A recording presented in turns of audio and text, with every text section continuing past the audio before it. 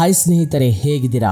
ಇವತ್ತಿನ ಈ ವಿಡಿಯೋದಲ್ಲಿ ಹಣವನ್ನ ಸಂಪಾದಿಸುವಾಗ ಹಾಗೇನೆ ಇನ್ವೆಸ್ಟ್ ಮಾಡುವಾಗ ಯಾವ ರೀತಿಯ ಮುಖ್ಯವಾದ ಜಾಗೃತಿಗಳನ್ನ ತಗೊಳ್ಬೇಕು ಅಂತ ಪ್ರಪಂಚದ 6ನೆಯ ಧನವಂತರಾದ ದ ಗ್ರೇಟ್ ವಾರೆನ್ ಬಫೆಟ್ ಅವರು ಹೇಳಿದ ಮನಿ ಸೀಕ್ರೆಟ್ಸ್ ನ ತಿಳಿದುಕೊಳ್ಳೋಣ.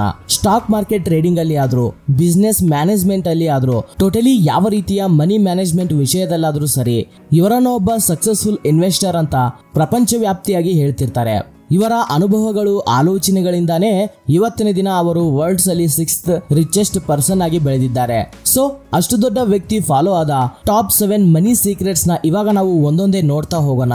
ವಿಡಿಯೋ ತುಂಬಾ ಇಂಟ್ರೆಸ್ಟಿಂಗ್ ಆಗಿರುತ್ತೆ, ಎಲ್ಲೂ ಸ್ಕಿಪ್ ಮಾಡದೆ ಕೊನೆವರೆಗೂ ನೋಡಿ. Number 1, power of saving.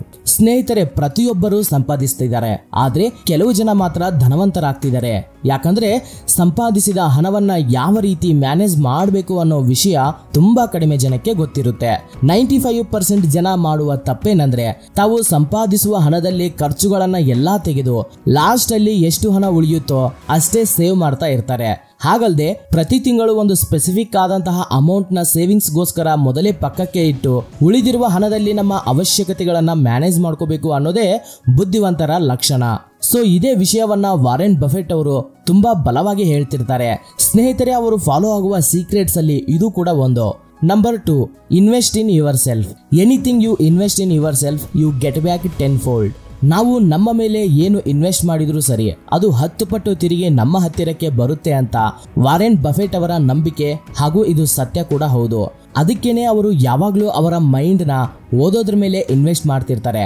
93 ವಯಸ್ಸಿನಲ್ಲಿ 65 ಕಂಪನೀಸ್ ನ ಓನ್ ಮಾಡ್ತಾ ಅವರು ಪ್ರತಿದಿನ 600ರಿಂದ 1000 ಪೇಜಸ್ ನ ಓದ್ತಾರೆ. ಯಾಕಂದ್ರೆ ನಮಗೆ ಎಷ್ಟೇ ಗೊತ್ತಿದ್ರು ಸರಿ, ತಿಳ್ಕೋಬೇಕಾಗಿರೋದು ಇನ್ನೂ ಸಾಕಷ್ಟಿದೆ ಅಂತ ಅವರು ನಂಬುತ್ತಾರೆ. ಹಾಗೇನೆ ಅದನ್ನೇ ಪ್ರಾಕ್ಟೀಸ್ ಕೂಡ ಮಾಡ್ತಾರೆ. ಪ್ರತಿದಿನ ಹೊಸ ವಿಷಯಗಳನ್ನ ತಿಳಿದುಕೊಳ್ತಾ ಅವರ ಜ್ಞಾನವನ್ನ ಇನ್ನೂ ಜಾಸ್ತಿ ಬೆಳೆಸಿಕೊಳ್ತಾ ಇರ್ತಾರೆ. ಸೊ ಸಾಧ್ಯ ಆದಷ್ಟು ನೀವು ಕೂಡ ಬುಕ್ಸ್ ನ ಜಾಸ್ತಿ ಓದೋದಕ್ಕೆ ಟ್ರೈ ಮಾಡಿ. Number 3, debts and their limits. ಸಾಲಗಳು ಹಾಗೂ ಅದರ ಮಿತಿಗಳು. ಸ್ನೇಹಿತರೆ, ಜನರಲ್ ಆಗಿ ನಮ್ಮೆಲ್ಲರ ಜೀವನದಲ್ಲಿ ಚಿಕ್ಕ ಪುಟ್ಟ ಖರ್ಚುಗಳೇ ಅಲ್ವಾ ಅನ್ನೋ ಆಲೋಚನೆಯಿಂದ ನಮಗೆ ಗೊತ್ತಿಲ್ಲದೇನೆ ಜಾಸ್ತಿ ಖರ್ಚನ್ನ ಮಾಡ್ತೀವಿ. ಇಲ್ಲಾಂದ್ರೆ ಒಂದೊಂದು ಸಾರಿ ಅವುಗಳಿಗೋಸ್ಕರನೇ ಸಾಲವನ್ನು ಕೂಡ ಮಾಡ್ತಿರ್ತೀವಿ. ಮಿತಿಮೀರಿದ ಸಾಲಗಳು ನಮ್ಮನ್ನ ಬೆಳೆಯೋಕೆ ಬಿಡದೇ ಇರೋ ಪ್ರಮಾದಕರವಾದ ದಾರಿ ಅಂತ ಹೇಳ್ತಿದ್ದಾರೆ.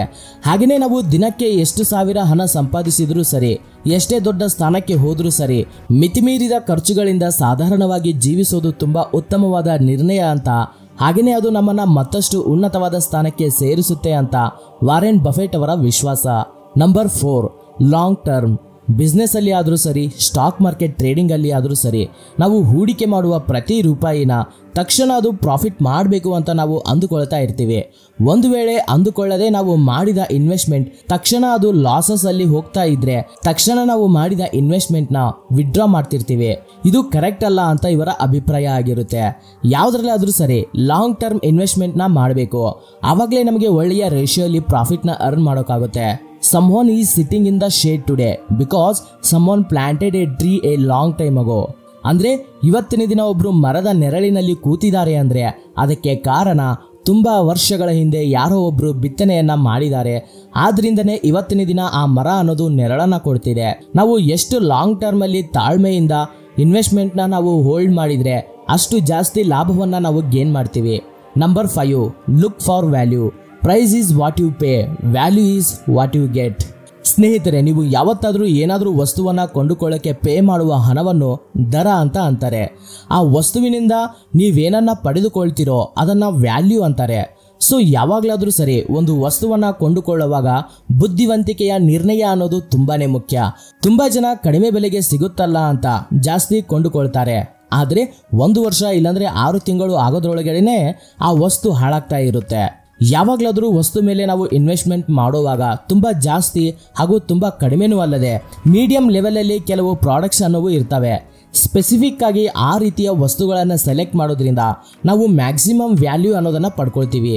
Number 6, prepare for worse. ಸ್ನೇಹಿತರೆ, ನೀವು ಸಂಪಾದಿಸಿದ ಪ್ರತಿಯೊಂದು ರೂಪಾಯಿನ ಕೂಡ ಇನ್ವೆಸ್ಟ್ ಮಾಡೋದು ಅಷ್ಟು ಒಳ್ಳೆಯದಲ್ಲ ಅಂತ ಹೇಳ್ತಿದ್ದಾರೆ ವಾರೆನ್ ಬಫೆಟ್ ಅವರು. ನಮ್ಮ ಜೀವನದಲ್ಲಿ ಯಾವಾಗ ಯಾವ ವಿಪತ್ತು ಬರುತ್ತೆ ಅಂತ ಯಾರು ಕೂಡ ಎಕ್ಸ್ಪೆಕ್ಟ್ ಮಾಡೋಕ್ಕಾಗೋದಿಲ್ಲ.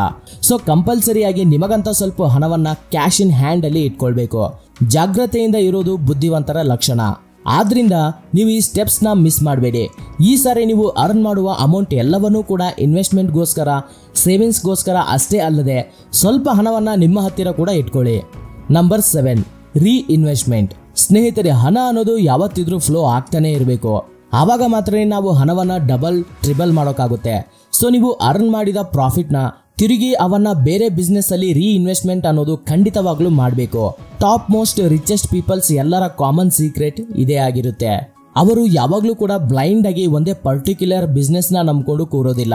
ಅಂಡ್ ಅವರಿಗೆ ಬಂದ ಪ್ರಾಫಿಟ್ ನ ತಿರುಗಿ ಬೇರೆ ಬಿಸ್ನೆಸ್ ಅಲ್ಲಿ ಡೈವರ್ಸಿಫೈ ಮಾಡ್ತಾ ಇರ್ತಾರೆ. ಮುಖ್ಯವಾಗಿ ವಾರೆನ್ ಬಫೆಟ್ ಈ ಸ್ಟೆಪ್ಸ್ ನ ಫಾಲೋ ಆಗಿದ್ರಿಂದಾನೇ 0 ಇಂದ ಶುರುವಾದ ಅವರು ಇವತ್ತು 65 ಬಿಸ್ನೆಸ್ಗೆ ಓನರ್ ಆಗಿ ನಿಂತಿದ್ದಾರೆ. ಹಾಗೇನೆ ವರ್ಲ್ಡ್ಸ್ 6th ರಿಚೆಸ್ಟ್ ಪರ್ಸನ್ ಆಗಿ ಕೂಡ ನಿಂತ್ಕೊಂಡಿದ್ದಾರೆ. ನೋಡಿದ್ರಲ್ವಾ ಸ್ನೇಹಿತರೆ, ವಾರೆನ್ ಬಫೆಟ್ ಅವರು ಫಾಲೋ ಆಗುವ ಟಾಪ್ 7 ಮನಿ ಸೀಕ್ರೆಟ್ಸ್ ನ. ವಿ ಹೋಪ್ ಈ ವಿಡಿಯೋ ನಿಮ್ಮೆಲ್ಲರಿಗೂ ಖಂಡಿತವಾಗ್ಲೂ ಉಪಯೋಗ ಆಗುತ್ತೆ ಅಂತ ಅಂದುಕೊಳ್ತಿದ್ದೀನಿ. ಒಂದು ವೇಳೆ ನಮ್ಮ ವಿಡಿಯೋ ನಿಮಗೆ ಸ್ವಲ್ಪನಾದ್ರೂ ಹೆಲ್ಪ್ ಆಗಿದ್ರೆ ಈ ವಿಡಿಯೋವನ್ನ ಲೈಕ್ ಮಾಡಿ ಹಾಗೂ ನಿಮ್ಮ ಸ್ನೇಹಿತರಿಗೂ ಕೂಡ ಶೇರ್ ಮಾಡಿ. ಈ 7 ಪಾಯಿಂಟ್ ಅಲ್ಲಿ ನಿಮಗೆ ತುಂಬಾ ಇಷ್ಟವಾದ ಪಾಯಿಂಟ್ ಯಾವುದು ಅಂತ ಕೆಳಗಡೆ ಕಾಮೆಂಟ್ ಸೆಕ್ಷನ್ ಅಲ್ಲಿ ತಿಳಿಸಿ ಅಂತ ಹೇಳ್ತಾ ಇವತ್ತಿನ ಈ ವಿಡಿಯೋವನ್ನ ಮುಗಿಸ್ತಾ ಇದ್ದೀನಿ.